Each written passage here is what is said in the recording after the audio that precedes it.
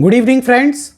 The 53rd GST Council meeting has been a mini budget, so to say, for GST, and the show would go on in mid-August with the 54th GST Council meeting. Since many critical points which would impact all you taxpayers are required to be discussed in this video, I would go straight to point number 1 and one of the most important issues which have been clarified. So for section 73 notices for financial year 17-18, 18-19 and 19-20, 3 years. In case you have a section 73 demand in terms of tax, interest and penalty, and in case you feel that you need to avoid this litigation, you may pay the tax part only by 31st of March 2025 and the interest and penalty part would be waived off. It is generally seen that the tax amount is equivalent to the interest and to the demand in most cases. So, by a ballpark, almost 2/3 of the demand would be waived off for such years in case the tax is paid off within 31st of March 2025. Again, in many of the cases it is seen that just because the time limit under section 73 has expired, the GST authorities sometimes invoke section 74 by applying fraud, suppression and misstatement. From financial year 24-25, that is 1st April 2024 onwards, a new section 74A would be introduced by merging 73 and 74. Therefore, from financial year 24-25, it is understood that now there would be a single time limit for issuance of notices and orders under GST. One of the biggest announcements of this 53rd GST Council meeting, which would relieve thousands of notices under section 16(4), is that, and it is very important, please note, that in case there is any demand under section 16(4) for time barring period of input tax credit for financial year 17-18, 18-19 and 19-20, where the input tax credit has been taken till 30th of November 2021, all such cases would be withdrawn. In case you have filed the appeal against any of such cases, we understand that such pre-deposit may need to be refunded too, subject to further notification and clarification by the Council. Therefore, for these 3 years 17-18, 18-19, 19-20, 30th of November 2021 becomes the default time barring date. Again, many cases, thousands across the country are pending, wherein in case of delay in filing of GSTR 3B, even in case cash balance was available in the cash ledger, interest is demanded by the GST authorities. All such cases would be put to rest and it would be notified or clarified that when there is balance in the cash ledger and even if there is delay in filing of the GST 3B return, no interest can be demanded. Therefore, in case, say for example, you have 100 rupees GST payable, 60 is the balance of your ITC ledger and 40 rupees is the balance available in your cash ledger, no interest can be demanded for tax payment vide ITC or vide cash. Few very important announcements which were represented by the trade associations. First is that in case of post sale discount, where commercial credit note is issued, there were demands from many field formations that the counterparty for such commercial credit note issued for post sale discount should have reversed the input tax credit. It has been clarified and would be further notified or clarified after these recommendations that no input tax credit reversal in such cases would be required. Again, Circular 195 was issued on warranty supplies, but in case a warranty supplies was issued by the manufacturer directly to the customer, then such procedure was not amply clarified. There were certain other issues in such Circular 195 which was represented by many associations. Now, an addendum to such circular is going to be issued going forward. Again, there was a requirement for a circular or a clarification wherein in case a taxpayer has forgotten to pay the RCM in any year, whether currently in the current year a self invoice under section 31 subsection 3 clause F of the CGST Act can be issued and ITC can be taken in the current year or not, it has been recommended by the GST Council and such circular in the positive is expected to be issued. So, all such cases, specifically it is seen that in case of Northern Operating System case applicability towards GST is concerned, such cases was disputed where the taxpayers were taking the input tax credit after issuing self invoices. Such cases, it is expected would be dropped after suitable clarification apropos the GST Council's recommendation. Three very important clarifications or recommendations of the GST Council as far as filing of appeals before the GST Appellate Tribunal when they are formed. First, the pre-deposit for filing the appeals before the GST Appellate Tribunal is reduced from 20 to 10%. So, 10% pre-deposit at the first stage and 10% additional pre-deposit would be required at the GST Appellate Tribunal stage. However, it has been seen in the past 5 years that many state GST departments have initiated recovery for the pre-deposit, as well as many high courts have also ruled that 20% amount should be paid for staying such demands pending formation of the GST Appellate Tribunal. We understand that such excess amount of pre-deposit which is paid should be refunded. However, let us wait for further clarification in this regard. Another big uncertainty was for filing the appeal before the GST Appellate Tribunal. What is the start date when the time barring period of 3 months would start?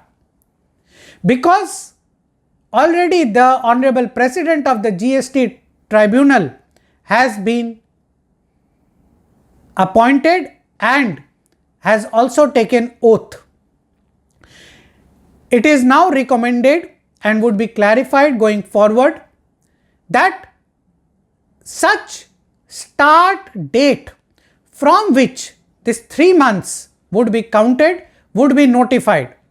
So, no more uncertainty.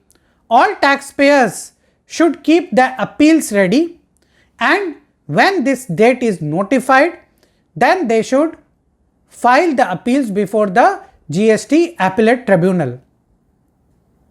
And last, the GST department would not appeal before the GST Appellate Tribunal in case the impugned demand is less than rupees 20 lakhs. Again, to reduce litigation, a very important announcement is that the GST department would not go for filing of appeals before the High Court in case of demands less than rupees 1 crore and before the Supreme Court in case of demands less than rupees 2 crores. So this would considerably reduce the litigation in GST. In case of import of services from related party, the invoice and the value mentioned therein by the related party,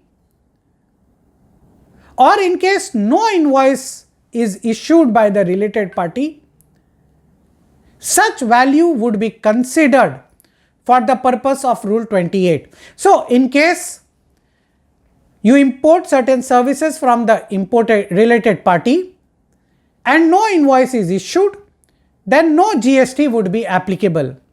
If the related party issues an invoice of say 1 lakh rupees for any service, however, the fair market value may be 2 lakh, but the value of the invoice in case full ITC is available to the recipient would be considered to be the value as mentioned in the invoice issued by the related party. Very big announcement on corporate guarantees. There would be no GST on corporate guarantee in case of export of services. Therefore, in case you have issued a corporate guarantee to a foreign affiliate, no GST would be applicable in such cases. As expected, a new functionality in GSTR 1A would be issued, wherein say you file a GSTR 1 on 11th and you find you have made a mistake, you can amend that mistake before the 20th before filing GSTR 3B. So this is easement in filing of returns and easement of compliances. However, B2C invoices for interstate supplies would need to be reported in table number 5 of GSTR 1 with a threshold of 1 lakh rupees. Previously, the threshold was 2.5 lakh rupees. So this is an additional compliance which needs to be done in case of B2C supplies for interstate supplies. The GSTR 4 due date has been extended from 30th April to 30th of June. So for financial year 24-25 also, you still have 1 week's time till 30th of June. Taxpayers can file their GSTR 4. Again, a compliance burden for registration is that for new registrations under GST, biometric authentication would be compulsory going forward step by step across all states in India. Now this is a practical hardship. Say a taxpayer has its HO in Bombay and it needs a registration in say Kolkata. The authorized signatory or representative needs to travel all the way from Mumbai to Kolkata to do the biometric authentication. This would be a practical hardship, and possibly the GST Council may look into other ways by which the menace of fake invoices can be encountered with. Few very important rate changes. First, for corrugated and non-corrugated cartons, there would be a uniform GST rate of 12%. For milk cans of steel, aluminum or whatever material of certain specification, the GST rate would be uniform at 12%. Services provided by railways for common people like platform tickets, waiting room services, etc. would be exempt. Services of hostels provided on a continuous basis for more than 90 days, where value charged is 20,000 or less, would be exempt even for private hostels. Some good news for e-commerce operators. After a lot of hardships, I would say, is that TCS in case of supply through e-commerce operators would now be 0.5% instead of 1%. In fact, I would say this is a welcome move for the suppliers who supply through e-commerce platforms. There is some relief for e-commerce operators too by restricting the provisions of punishments or penalties under section 122(1) capital B, which the e-commerce operators might go through. Again, many a times it is seen that the GST Council, even though its view is that tax at a certain rate needs to be charged, but because of trade practices for the past period, it provides relief by not going ahead with the recovery or demand proceedings. In such a case, new tooth to such easements taken by the GST Council have been provided under a new section 11 capital A.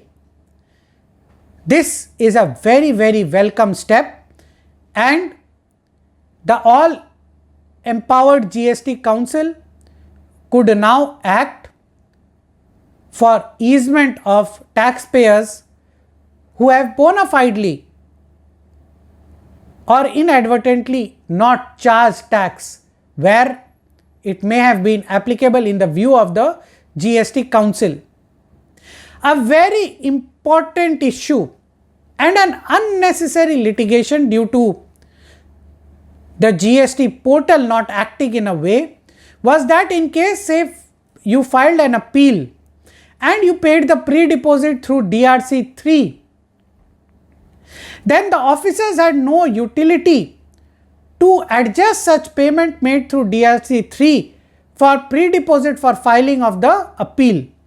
Now, a clarification would be issued and a utility would be provided, and all such cases which have been confirmed just due to this technical glitch, and many such cases have been purposefully kept on hold by many of the honorable appellate authorities. Now, these cases can be dispensed of with. So friends, there are 49 recommendations of the GST Council meeting. I have covered the most important out of them. We will come out with further releases, further videos going forward, clarifying very important other issues and recommendations, and as they be notified and circulars are issued, we would come out with more videos. Do like, subscribe to this channel. Stay tuned. Thank you very much.